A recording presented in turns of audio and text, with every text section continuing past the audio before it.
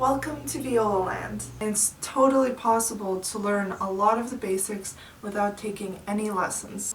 Put on a shoulder rest. You hold a viola differently from the way you hold a violin. So a violin you would hold like this. A viola is much bigger, and therefore the correct position is something like this. The strings on the viola are in the following order: C, G, D, A. Tighten it just enough to put your pinky finger through. Hold the bow with one hand, and you drop your hand very loosely, like so, and you just gently push it over the bow, and very naturally it goes into this position. Make sure your pinky is curled.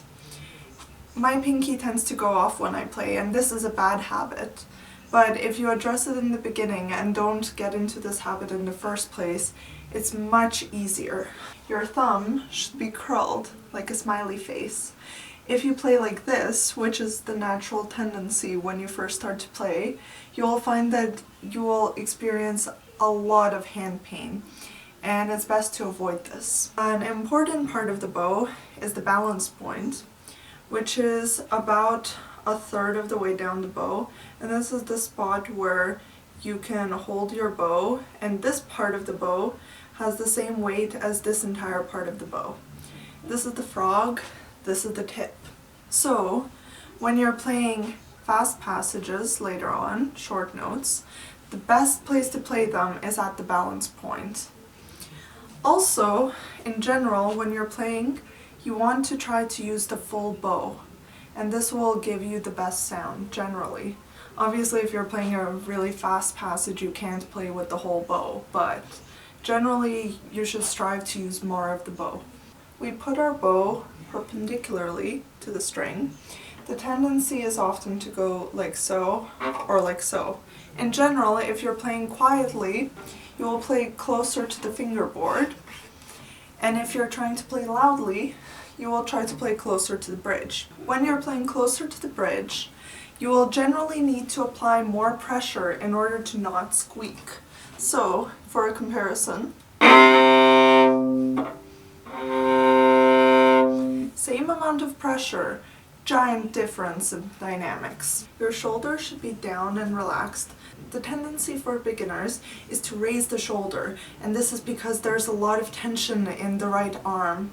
And this is very not constructive for when you're trying to play, because instead of putting that energy into playing the passage, you're just tensing up, and the sound won't be as good. You should lift the elbow, and the elbow should always be just slightly lower than the wrist, but it should be up, and the entire weight of your arm should be sinking into the ground.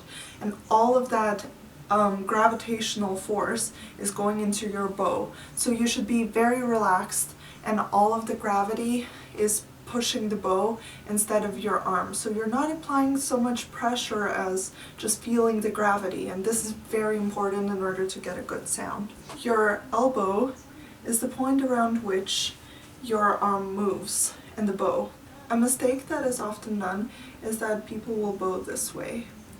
And this bowing from the shoulder isn't so great because, first of all, when I bow from the shoulder, my bow stops being perpendicular and the sound becomes less focused and more muddy. Your wrist is also very important. Your wrist and elbow should be extremely flexible, and with time, also your fingers should be very flexible.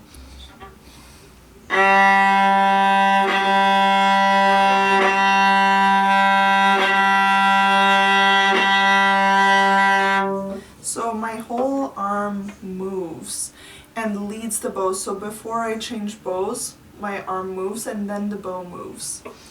An important exercise to do before you play every single time is to just run your bow like so over the strings. It is important to familiarize yourself very early on with the angle your bow needs to be at in order to hit each string separately. So one common mistake is that people will bow at too great an angle on the C string and on the A string. Really, you don't need a very big difference in angle between the C string and the G string. And if you familiarize yourself with these angles, it'll make your playing a lot more efficient.